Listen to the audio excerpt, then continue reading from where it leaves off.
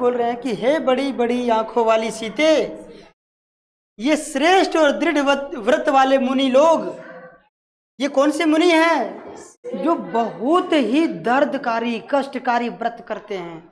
जैसे अभी बोल बम वाला शब्द खुद जा रहे हैं तो कितनी कष्ट सहन करके जाते हैं।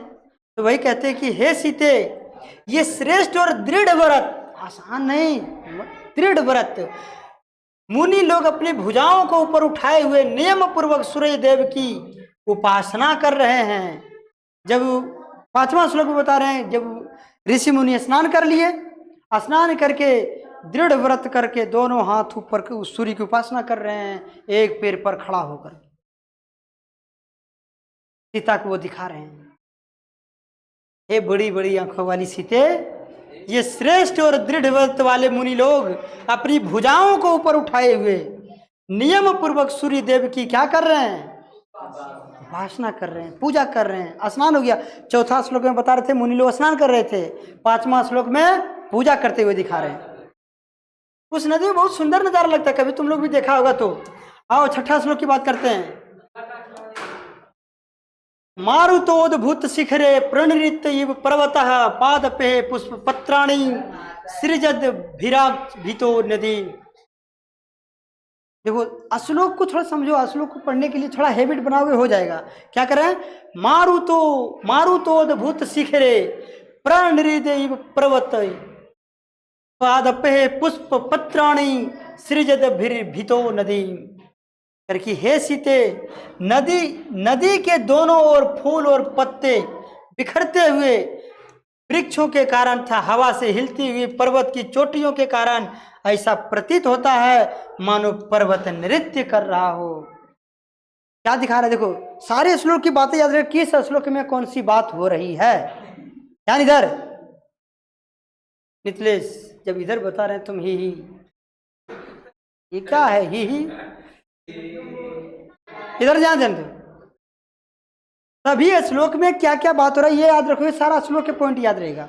इस श्लोक में क्या बात हो रहा है, क्या कह रहे हैं इस श्लोक में कि नदी के दोनों ओर फूल और फल, पहाड़ और वृक्ष है, इधर भी।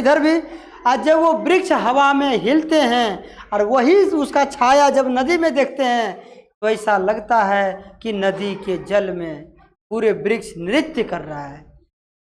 पहाड़ है ना, जब पहाड़ दिख रहा है नदी में छाया में, और नदी के जल हिलता है, जल तो हिलेगा ही ना, और जब जल हिलता है और उसमें छाया जब पहाड़ का देखते हैं तो सीता से कह रहा है, हे सीते, वो पहाड़ की छाया देख करके ऐसा लग रहा है कि पहाड़ नृत्य कर रहा है।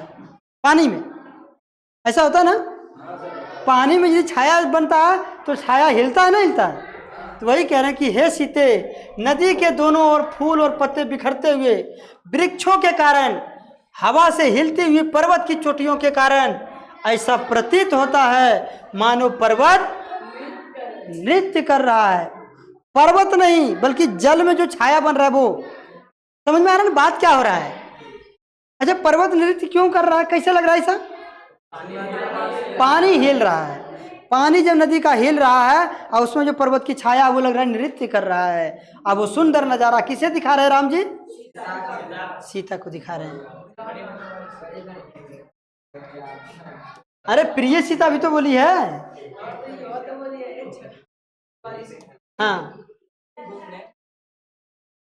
हाँ जंगल में है, उस दिन नदी देखने के मकसद से गए होंगे। आगे दिखा रहे हैं, कब चिन्मणि निकासंदाम कव चित्त पुलिना शालिनी कव चित स्थित धज नरकिना पश्चिम मंदाकिनी नदी। कहता हे सीते, यानी हे विशालक्षी सीते, विशालक्षी का नहीं कहने मतलब हो रहा है जो विशाल सीते है ना, मैंने विशाल बताया है, बड़ा बताया है ना। कहीं मणियों के समान, मणि समझते हो, मणि चमकता है रातों में, नागमणि, हाँ, मणियों के समान स्वच्छ जल वाली, कहीं सुंदर तटों से सुशोभित, कहीं सिद्ध पुरुषों से भरी हुई इस मंदाकिनी नदी को देखो। कह रहा कि हे विशालक्षी, कहीं मणियों के समान, इसकी पानी कैसे चमक रही है, मणि के समान पानी चमक रहे हैं। तो 7वां श्लोक में क्या बात कर रहा है कि मंदाकिनी नदी के जल किसके समान चमक रहे हैं? मणि के समान चमक रहे हैं। स्वच्छ जल वाली, कहीं सुंदर तटों वाली, तो कहीं पर सिद्ध पुरुषों से भरी हुई, कहीं पर ऋषिगण स्नान कर रहे हैं, कहीं पर नदी का तट बहुत सुंदर है ना, तो कहीं पर मणि के समान पानी चमक रहे हैं। तो कह रहे हैं ये सुंदर तट को देखो। क्या कर रहे हैं? ये सुंदर तट को, श्लोक 8, ध्यान मत भटकाओ। आशीष, ये ध्यान से समझोगे तो कुछ सीखने को मिल जाएगा। हाँ, यहां देखो 8वां श्लोक। सारे श्लोक हम पूछेंगे भी किस पॉइंट में किस पे बात हुआ। हाँ, 8वां श्लोक देखो। निर्धूतान वायुना पश्य विततान पुष्प सैचान ओपलु यमाना न परा न पश्च तुम जल मध्य गान। कह रहे कि हे पतली कमर वाली सीते, अब इस सीते को बहुत अच्छा से सीखी है। सीते का भी व्याख्यान इसमें बहुत अच्छा से हो रहा है ना। हे पतली कमर वाली सीते, तुम देखो, क्या कह रहा है? तुम देखो, हवा से उड़कर फैलाए गए फूलों के समूह और जल के बीच तैरते हुए यानी फूलों के समूह को देखो।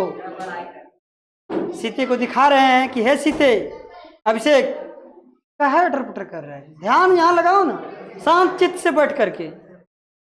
कहना पड़ रहा है कि बैठना ऐसे है। क्या कह रहा है कि हवा से उड़कर फैलाए गए फूलों के समूह, नदी के अगल बगल जो वृक्ष है, जो फूल गिरे हैं सूख करके, तो सीते से कह रहे हे सीते, हवा में जो फूलों को उड़ाए इधर उधर करके जो जमा किए हैं, इस समूह को देखो। जल के बीच तैरते हुए फूल जो टूटकर गिरा हुआ जल में, कितने सुंदर तैरते हुए लग रहे हैं। एक एक चीज सीते को दिखा रहे हैं राम जी, है ना। देखो, आनंद होता नहीं, आनंद लिया जाता है ना। कहते ना वहीं कहीं मन लगता नहीं, न सुधरेगा तुम, हम इधर कर रहे हैं तुम उधर लगा लो, की करेगा? अभी समझना नहीं। यहाँ अभी यहाँ समझा रहे हैं तो तुम कलम ले रहा है, तुम ओकरा से बात कर रहे हैं, समझने वक्त ही तुम्हारा ध्यान भटकेगा। बात समझ में आया? 8वां में क्या बात हो रहा था? 8वां पॉइंट में बात हो रहा था कि हवा द्वारा फूलों को उड़ा करके इधर उधर जो फैलाया है, और वो फूल जो वृक्षों से टूट करके पानी में तैर रहे हैं, तो सीता से कह रहे हैं कि कितने सुंदर लग रहे हैं, देखो ना। 8वां श्लोक कि 9वां श्लोक, ध्यान यही रखना। कह रहा तांश्चात वल्गु वचसो रथांगवा हवयना द्विजः अधोरोहिंती कल्याणी निष्कुजंता शुभागिरा। अर्थात हे कल्याणी, कल्याण करने वाली, हे कल्याणी पश्य, हे कल्याणी देखो, पश्य मतलब देखो, मीठी बोली बोलने वाले चक्रावाक पक्षी अपनी कल्याणकारी और मधुर ध्वनि में चहकते हुए नदी के तटों पर बैठ रहे हैं। पक्षी की बात कर रहा है कि देखो, जो नदी के किनारे वृक्ष है, उस वृक्ष पर कौन सी पक्षी की बात हो रहा है? चक्रावाक पक्षी। कैसी बोलती है? बड़ी प्यार से बोलते हैं ना। और जब बड़ी प्यार से वो पक्षी जब बोल रहे हैं तो कह रहे हैं ये कितनी अच्छा स्वर है।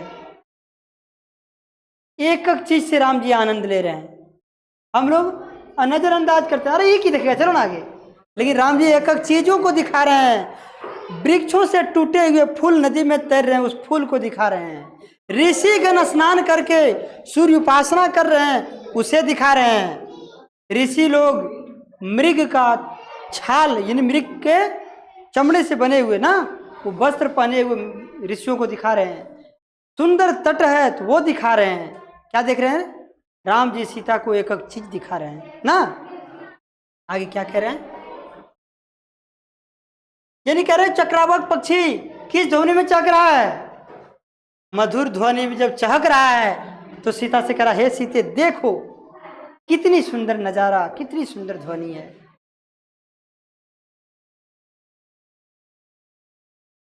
श्लोक 10 लास्ट, आओ समझते हैं। श्लोक 10 में बता रहे हैं कि दर्शनम चित्रकूटस्य मंदाकिन्याश्च शोभणे अधिकम प्रवास्य मने तब च दर्शनात्।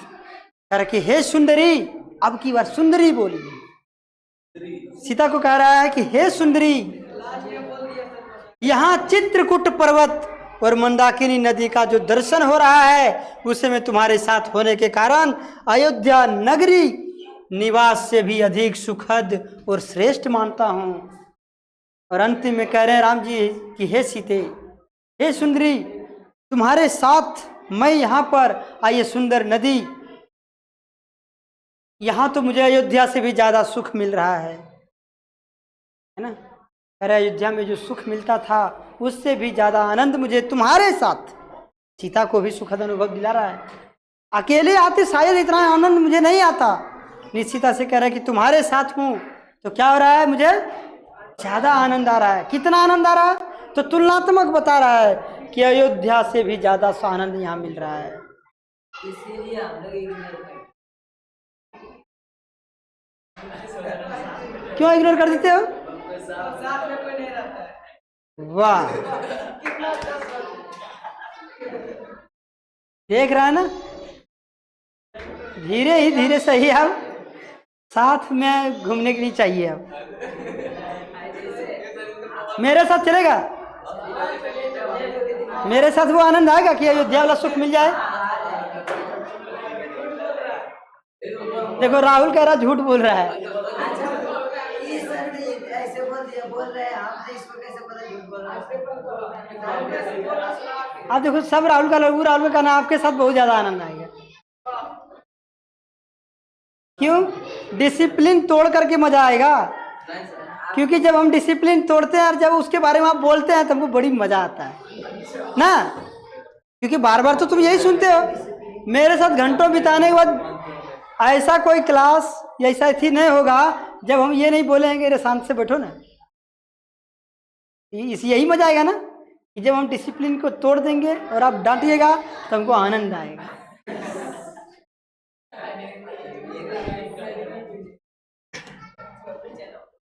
तो 10 श्लोक में राम जी ने सीता को सिर्फ यही दिखाया कि सीते इस मंदाकिनी नदी को देखो। और मंदाकिनी नदी के बगल में ही एक चित्रकूट पर्वत है, वहीं पर तुलसीदास जी को दर्शन दिए थे राम जी। चित्रकूट के घाट पर भय संतन की भीड़, तुलसीदास चंदन घिसे तिलक लेत रघुवीर। ये दुआ तुलसीदास ने रामायण में लिखा है, रामचरितमानस में। कहते चित्रकूट के घाट पर जब तुलसीदास एक बार चंदन घिस रहे थे तो वहां पर तिलक रघुवर यानी राम जी अपने से लिया था। यानी राम जी साक्षात दर्शन दिए थे तुलसीदास जी को। तो उसको दिखा तभी। हाँ दिखा था। हालांकि वो बाद में आभास उसको हो पाया जब हनुमान जी आया और बताया कि मिला। तो कहाँ मिला? अरे अभी घोड़ा से 2 बालक जा रहे थे, पर हाँ बहुत सुंदर थे, वही था कि हाँ वही तो था। इस कलयुग में साक्षात खड़ा नहीं हो पाएंगे।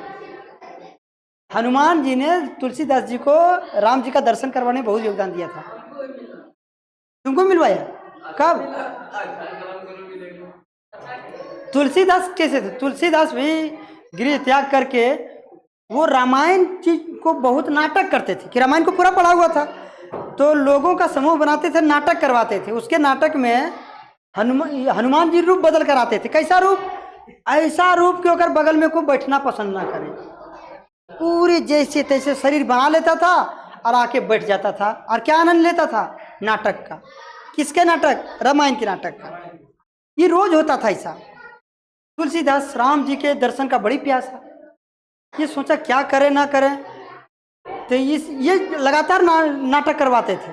पूरे रामायण का नाटक करवाना तब तो लिख पाया रामचरितमानस। ये नाटक लगातार करवाते थे। एक दिन तुलसीदास जी सुबह सुबह ही, लेकिन उसका एक आदत और था।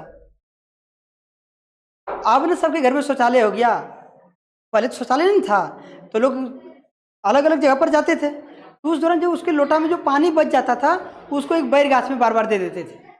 उसमें एक रहते थे जीन भूत, यानी जिसको जख बोलते हैं, नहीं भूत ही समझो। हाँ, तो रोज रोज ऐसा जो तुलसीदास जी करते थे।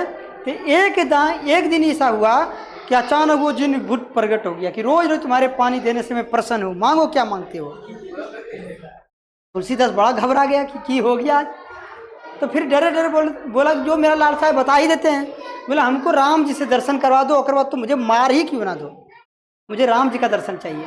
तो बोला ये मेरे बस की बात नहीं, हम खुद एक प्रेत हैं, ये प्रेत राम जी का दर्शन कैसे हो सकता है, लेकिन एक उपाय बता देंगे। बोले बता दीजिए। बोले तुम जो रोज नाटक करवाते हो राम जी का, उसमें बहुत लोग आता है गांव से देखने के लिए, उसी में एक व्यक्ति ऐसा आता है जिसके अगल बगल भी कोई नहीं बैठता है, वो अकेले बैठल रहता है और तुम्हारा नाटक को बड़े ध्यान से देखता है, आता है पहले और जाता है सबसे बाद में है। जब सब चल जाए तो तुम होकर पैर पकड़ लेना, वो कोई साधारण नहीं, वही हनुमान जी है, वो चाहेगा तुमको राम जी से मिलवा देगा। तुलसीदास बोला वो बड़ा बढ़िया मौका है। अगले बार जैसे हुआ बस इंतजार कर रहा था, आया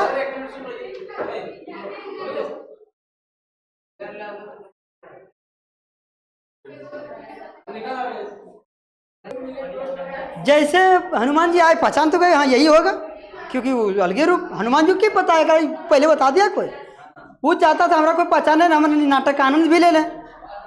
बस जैसे नाटक खत्म हुआ जाके हनुमान जी के पैर में ही पड़ गया, वो पूरा रोने लग गया, जैसे थे कि मेरा घाव दर्द कर रहा है, ये वो ऐसे हमको छोड़ दो।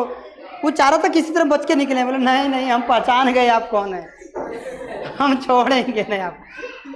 हनुमान जी बड़ा खराब चंद में पड़ गया कि गोड़ छोड़ ही नहीं रहा। तब जाके अपने असली रूप में आए और उसको ब्राह्मण के रूप में आ गए, और उसे फिर बताया कि राम जी तुम्हें दर्शन इस रूप में कलयुग में इस तरह नहीं दे सकते हैं, बोले कुछ तो उपाय होगा। तो बोला कि तुम यहाँ छोड़ करके चित्रकूट पहाड़ पर चल जाओ और वहाँ पर संतों की सेवा करो, वहीं पर राम जी कभी कभी आते हैं, वहाँ तुम्हें दिख जाएंगे। तो वही चित्रकूट के घाट मंदाकिनी नदी के किनारे अभी भी संतों की भीड़ लगी रहती है, वहीं तुलसीदास जा करके संतों की सेवा में लगे थे। तो वहीं पर तुलसीदास रामचरितमानस में लिखते हैं कि चित्रकूट के घाट पर भय संतन की भीड़, तुलसीदास चंदन घिसे तिलक ले रघुवीर। वहीं पर एक दिन राम जी और मैंने दो सुंदर बालक उससे होकर जब गुजरे, राम तुलसीदास देख के चकाचौंध हो गए, बोले इतने सुंदर बालक कौन हो सकते हैं, लेकिन पहचान नहीं पाया। बाद में हनुमान जी आए, बोले पहचाना कौन था, बोले कौन था, बड़ा ही सुंदर था, लेकिन बोले वही था, राम और लक्ष्मण थे। तुलसीदास बड़ा रोने लगे कि कितने अभागे हैं, पहचान ही नहीं पाए। इस तरह से वो दर्शन किए थे। अभी भी आता, जब तुलसीदास उतना परम भक्त वहां था और वो नहीं पहचान पाया, तो हम लोग पहचान लेंगे क्या? जो जा रहा है तो मान लो